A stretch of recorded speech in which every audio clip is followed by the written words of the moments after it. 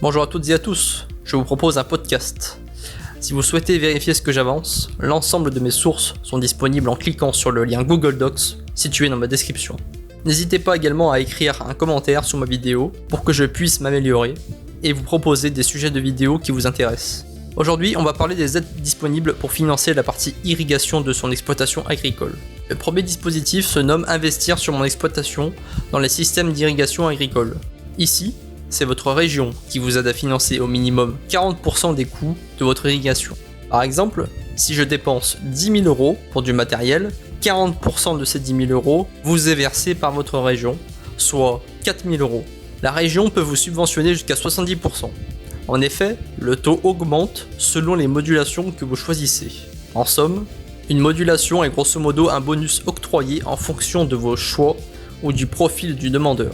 On verra plus tard dans la vidéo un cas qui illustrera bien ce qu'est une modulation. Sinon, en chiffres, l'aide est disponible dans une fourchette allant d'un montant minimum de 5 000 € et qui monte jusqu'à 200 000 € hors taxes. Avec ces dépenses-là, vous pouvez, par exemple, financer votre projet d'irrigation pour vos nouvelles surfaces agricoles ou un pivot d'irrigation à 10 000 €, ou bien acquérir des logiciels informatiques dédiés à l'irrigation. Pour la faire très simple, un pivot d'irrigation ressemble à une grande et longue rampe de plusieurs centaines de mètres minimum. La rampe irrigue par aspersion d'eau sur le sol, autrement dit, elle projette de l'eau sur la parcelle. La rampe se déplace en ligne et l'eau est projetée grâce à une pompe. Là, on est sur une aide qui couvre un spectre assez large de besoins en irrigation. Mais attention, ces dépenses-là doivent d'abord être supportées par vous. Sinon, vous ne serez pas éligible. Le dépôt du dossier de demande d'aide doit être déposé en ligne sur le site de votre région avant la date limite de dépôt du dossier. Soyez attentifs à la date de fin de validité des aides. C'est l'échéance de fin. À partir de cette date, l'aide n'est plus disponible. Ça dépend de nombreux paramètres, budget à sec, du nom du financeur, en l'occurrence quelle région vous dépendez pour recevoir l'aide, etc., etc. Après voilà, dès que vous le pouvez, faites-vous aider par le financeur de l'aide quand cela vous est possible. En effet, votre région est la mieux placée pour savoir ce qu'il faut faire de mieux pour votre demande d'aide. N'hésitez pas à bien justifier vos choix lorsque vous le pouvez et à expliquer par écrit vos choix pour qu'ils paraissent cohérents. Vous pouvez également demander l'aide qui se nomme l'aide aux investissements en exploitation pour la protection contre la sécheresse. Cette fois-ci, le montant minimal des dépenses éligibles est fixé à 1 000 €. C'est une base assez accessible pour une entreprise. Le plafond de dépenses éligibles est fixé à 40 000 € hors taxes pour les exploitations agricoles et de 150 000 € hors taxes pour les CUMA et ASA.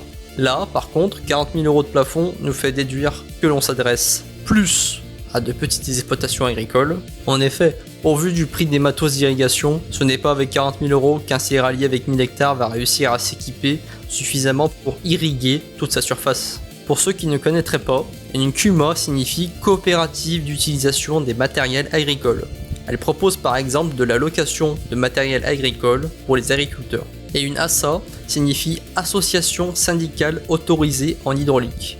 En gros, c'est elle qui gère l'irrigation agricole d'un territoire. L'aide aux investissements en exploitation pour la protection contre la sécheresse dont on parle permet de financer à hauteur de 30% votre dispositif d'irrigation agricole. Ici, c'est bien sûr toujours à vous d'avancer l'argent.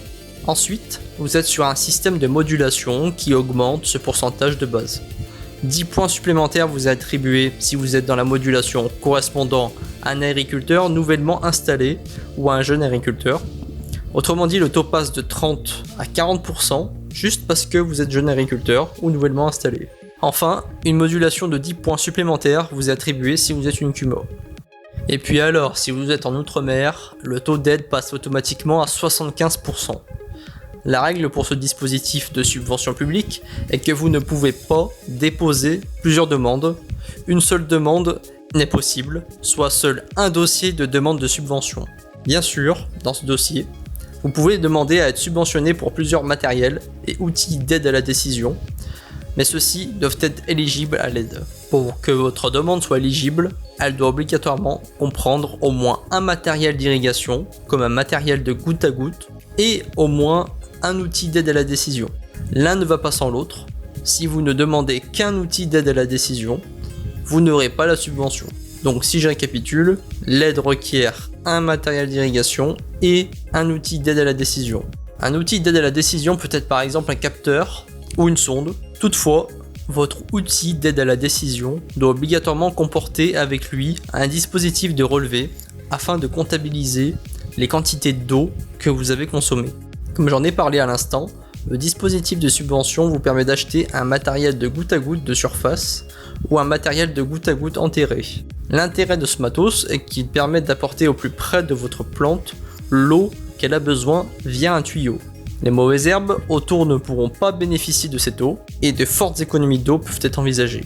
Dans l'aide, vous pouvez également être aidé financièrement dans l'acquisition d'outils d'aide à la décision qui peut être par exemple une sonde tensiométrique. Une sonde tensiométrique sert à mesurer la force de liaison des molécules d'eau sur les particules de sol. Si par exemple l'outil détecte que l'eau est peu liée dans votre sol, cela voudra dire que votre sol est en réalité humide. Ainsi, l'outil vous permettra de savoir si l'eau pourra être extraite facilement par les plantes. Ensuite, vous pouvez également être éligible à la sonde capacitive. Cette sonde permet de mesurer l'humidité du sol. Il y a aussi le capteur dendrométrique qui permet de mesurer les micro-variations du diamètre d'une branche ou d'un tronc. Ces variations permettent d'obtenir des informations sur la croissance de votre plante et de son état hydrique.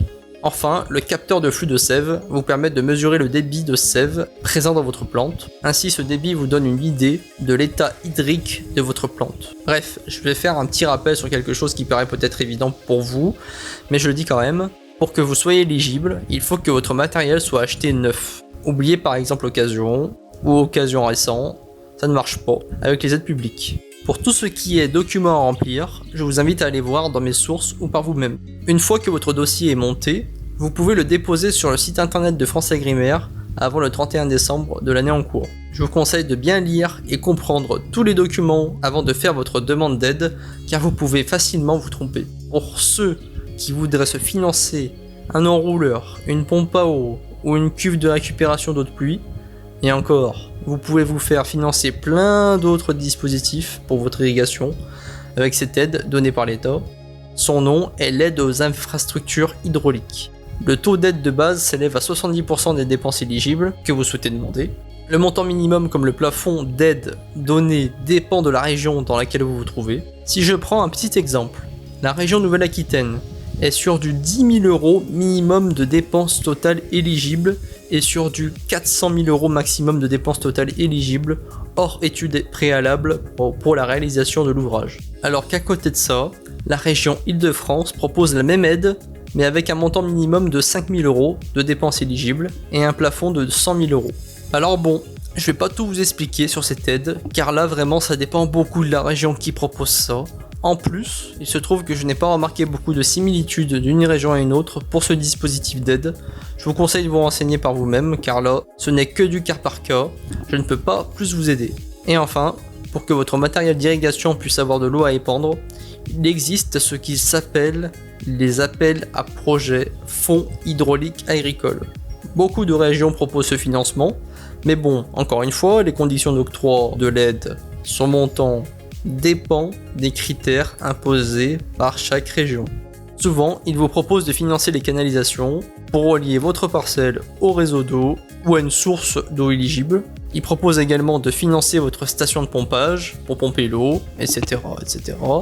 Comme toutes les aides évoquées jusqu'à présent, la date limite pour déposer son dossier a lieu souvent en été. Bon, moi je trouve tout de même qu'il est malheureux de constater que toutes ces aides sont peu connues du public agricole alors que les agriculteurs ont plus que jamais besoin d'aide, surtout à cause du changement climatique en cours. Peu de communications ont été réalisées alors que je suis certain que plein d'agriculteurs sont dans le besoin de s'équiper pour irriguer leurs parcelles. Rappelons que l'agriculteur a besoin d'eau pour avoir une récolte correcte. À l'heure actuelle, le nombre de jours dans l'année où l'eau ne tombe pas est de plus en plus important et arrive le plus souvent au moment où les plantes en ont le plus besoin. Les stades clés en besoin en eau des plantes comme la croissance de la plante, le remplissage du grain, etc. ont de plus en plus lieu quand il fait chaud et quand il ne pleut pas. C'est grave. L'irrigation apportera l'eau qui n'arrive pas au sol quand la plante en aura besoin et quand il fera chaud. Enfin, n'oubliez jamais que l'eau est celui qui a le plus d'influence sur le rendement. On ne peut rien cultiver sans eau, même en ayant tout le reste. La plante a toujours besoin d'eau pour réaliser ses cycles, sa photosynthèse, sa croissance, sa reproduction, en gros, pour tout. Lorsque l'on fait un essai rendement et que l'on compare une parcelle non irriguée avec une parcelle irriguée, on atteint par expérience jusqu'à plus 20% de rendement en plus par rapport à la parcelle non irriguée. Voilà, c'est tout pour cette fois. En attendant, n'hésitez pas à lâcher un commentaire pour me dire ce que vous voudriez connaître à la prochaine fois et à lâcher un like. Sur ce, je vous dis à la prochaine. Salut. Bye bye.